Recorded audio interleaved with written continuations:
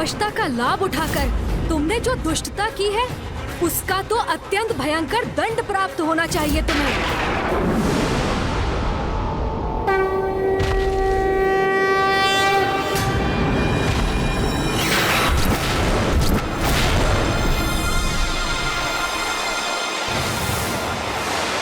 मेरे उल्का मुख योद्धाओं, तैयार हो जाओ।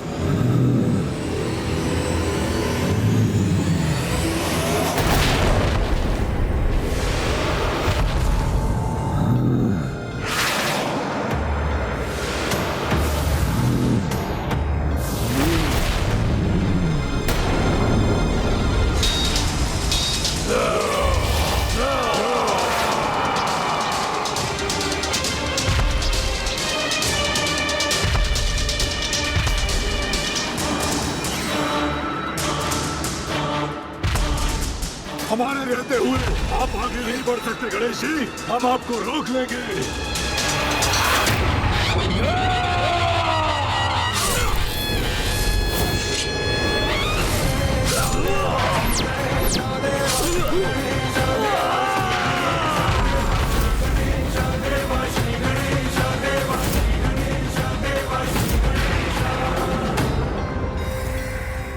प्रभु गणेश जी ने मेरे उल्का मुख योद्धाओं का संहार कर दिया।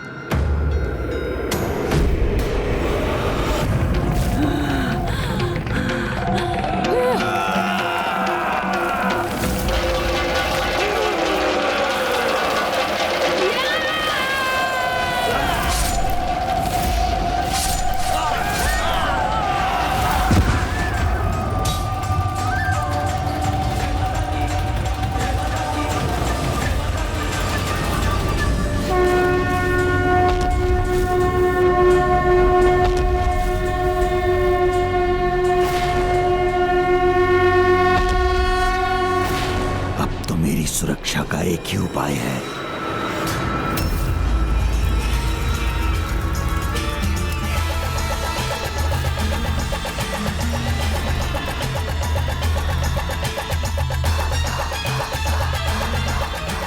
मेरा यज्ञ समाप्त होने को है, महाशिव प्रकट होते ही होंगे।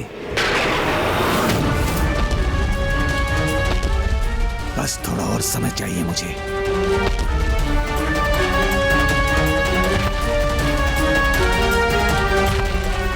प्रभु को रोकने के लिए उनसे युद्ध भी करना पड़ा तो करूंगा मैं।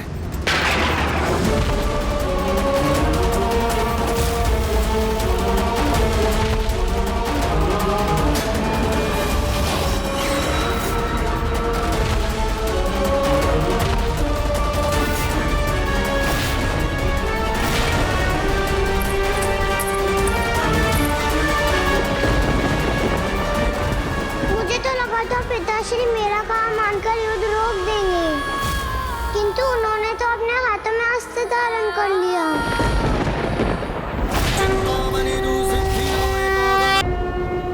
बस किसी प्रकार कुछ समय और इनके क्रोध से बच जाऊं, तब मैं अपना महायज्ञ संपन्न कर सभी चिंताओं से मुक्त हो जाऊंगा।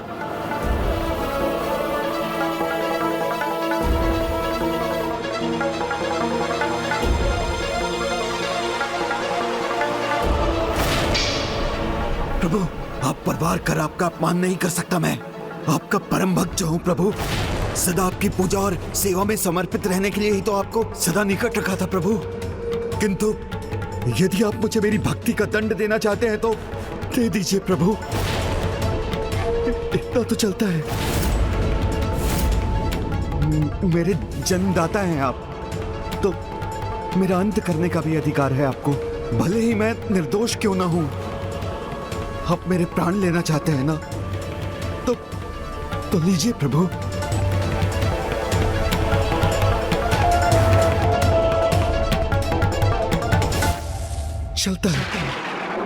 चलता है का भाव जिसे तुमने समस्त संसार में फैलाया है, यही है तुम्हारा महादोष भंड। तुम वो हो जिसके लिए अपने भगवान को विवश करने का अधर्म करना चलता है। अपने स्वार्थ सिद्धि के लिए किसी को भी कष्ट देना चलता है। अपनी ही बहन को युद्ध विराम के समय रात्रि में आत्मघात करने पर विवश करने जैसा घृणित कार्य चलता है, किंतु धर्म और अधर्म का भेद भूलकर दूसरों के अहित को अपने हित का आधार बनाने वाले अधर्मियों को रोकने का चलता है कि इस भाव के अंत और पापियों को दंडित करने का समय अब आ गया है। हे प्रभु, हे ध्यान,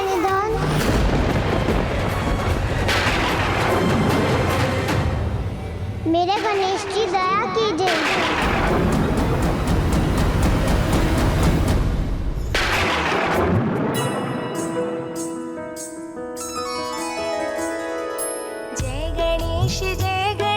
जय गणेश देवा, माता जाकी पार्वती पिता महादेवा।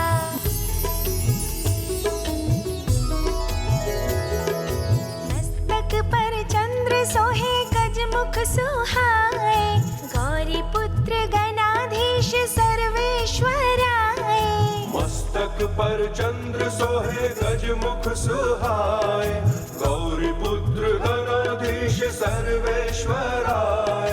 संपूर्ण जग में आप प्रथम पूज्य देवा, संपूर्ण जग में आप प्रथम पूज्य देवा।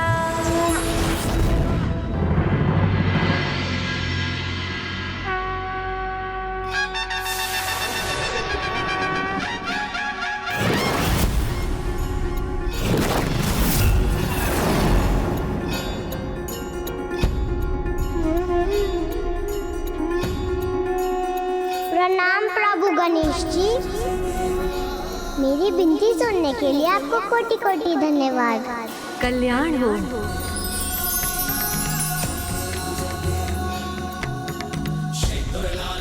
बालिका रश्मि प्रभा, मैं तुम्हारी स्तुति से प्रसन्न हुआ। कहो, क्या इच्छा है तुम्हारी?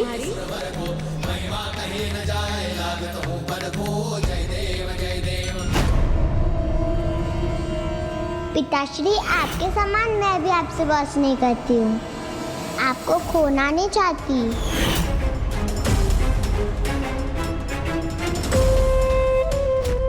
मैं सुरक्षित रहूं, मुझे अमृतत्व प्राप्त हो, इसके सिवाय क्या इच्छा होगी इसकी?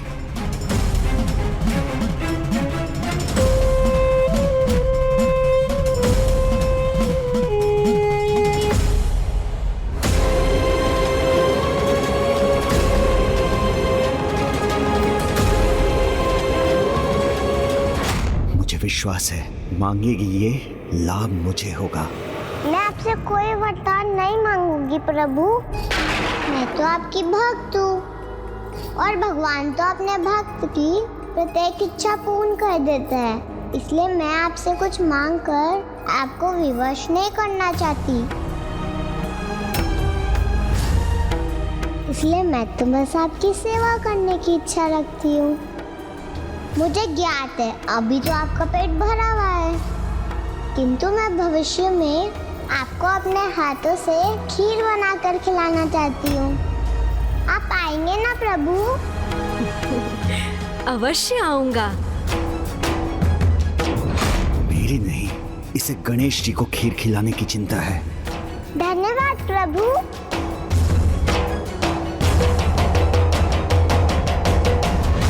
भंडासुर, धर्म परायणता के जिस शिखर पर तुम्हारी पुत्री है, वहां तो तुम्हें होना चाहिए था।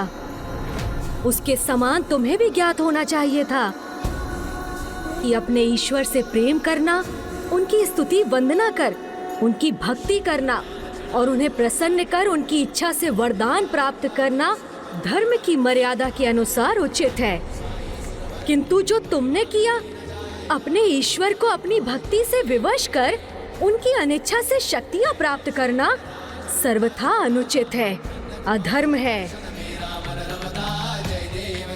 और जो अधर्म से शक्तियां प्राप्त करता है, वो आरंभ में शक्तिशाली अवश्य हो जाए, किंतु अंत में उसे भयंकर दुर्दशा का सामना अवश्य करना पड़ता है।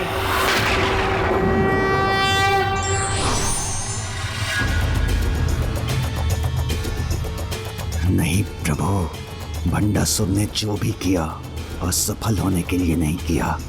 कुछ समय की बात और है, फिर आप स्वयं देखेंगे कि दुर्दशा होगी अवश्य, किंतु मेरी नहीं, उस देवी और उसकी देवी सेना की।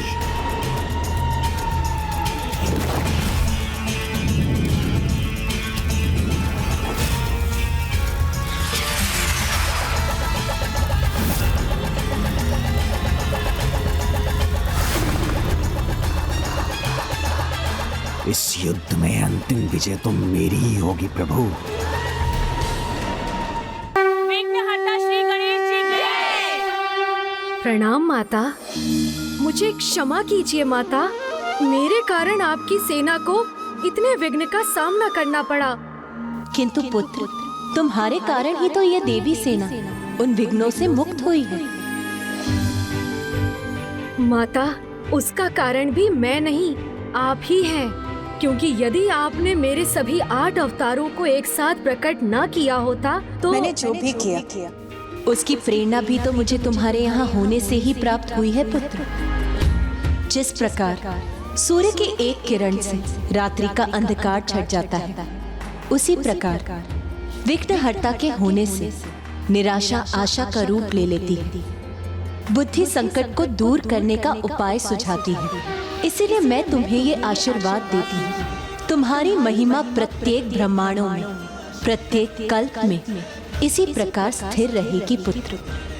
तुम सदा प्रथम पूज्य के रूप में स्थापित रहोगे और विघ्नहर्ता कहलाओगे।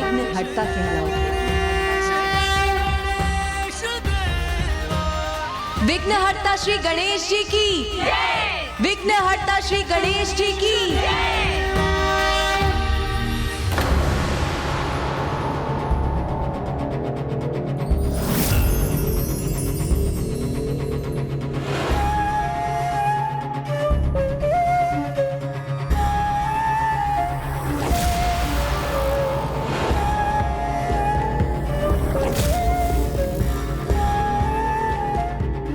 क्या हुआ माता, आप अमरपुर से आने वाले इस प्रकाश को देखकर चिंतित क्यों हो गई?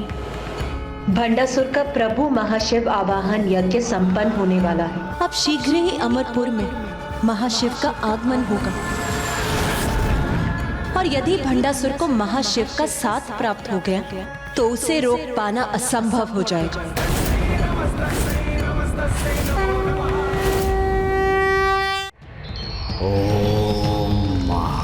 शिवाय नमः।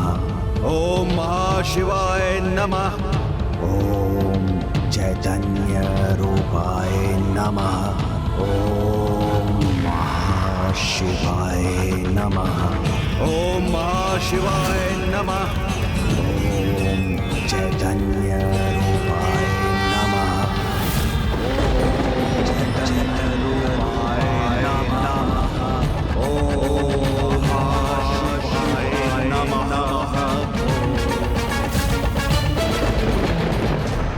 और मैं प्रभु महादेव का वरदान प्राप्त कर भंडासुर 60 सहस्त्र वर्षों तक अपना राज्य स्थापित करने में सफल हुआ था। यदि इस बार उसने प्रभु महाशिव का वरदान प्राप्त कर लिया तो अनंत काल तक अपनी सत्ता स्थापित करने में सफल हो जाएगा। माता, पूर्व में जब आपकी सेना पर महादेव का रूप धरकर आए असुरों ने आक्रमण किया था तो उनका सत्य जानते हुए भी महादेव के रूप का मान रखने के लिए ही आपकी सेना में से किसी ने भी उन पर अस्त्र नहीं उठाए थे। फिर अब इन असुरों की पराजय कैसे होगी जब स्वयं प्रभु महाशिव उनके साथ होंगे? ओम आदिशंकराय नमः। ओम आदिशंकराय नमः। इस दुष्ट का यज्ञ संपन्न हो गया तो यह धर्मी एक निर्मम आखेटक के समान धर्म का आखेट करेगा और उसे विलुप्त हो जाने पर विवश कर देगा।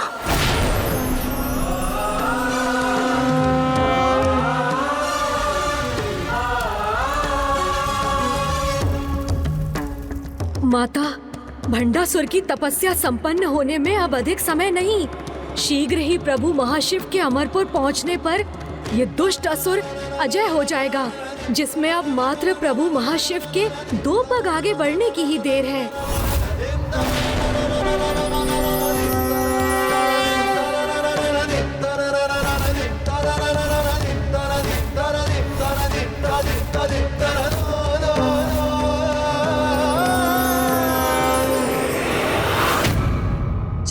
की शक्ति ही थम जाएगी तो वो आगे कैसे बढ़ सकेंगे।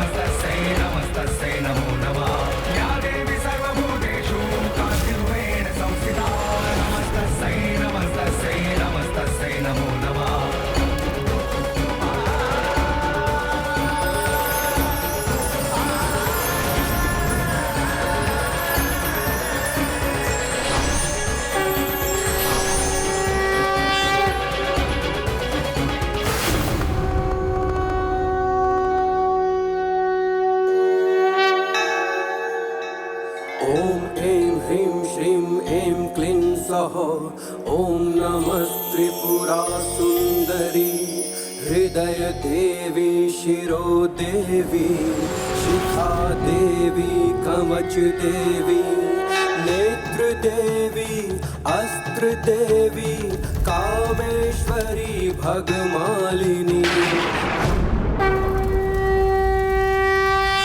प्रभु महाशिव हमारी दृष्टि से ओझल क्यों होने लगे? प्रभु के दिव्य तेज के स्थान पर यहाँ अंधकार क्यों छा गया? यहाँ आने के लिए पग बढ़ाकर भी प्रभु महाशिव यहाँ आए क्यों नहीं?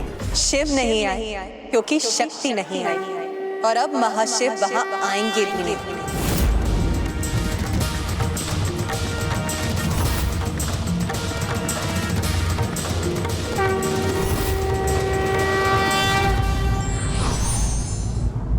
किसी को विवश कर तो मात्र उसके साधन ही प्राप्त किए जा सकते हैं।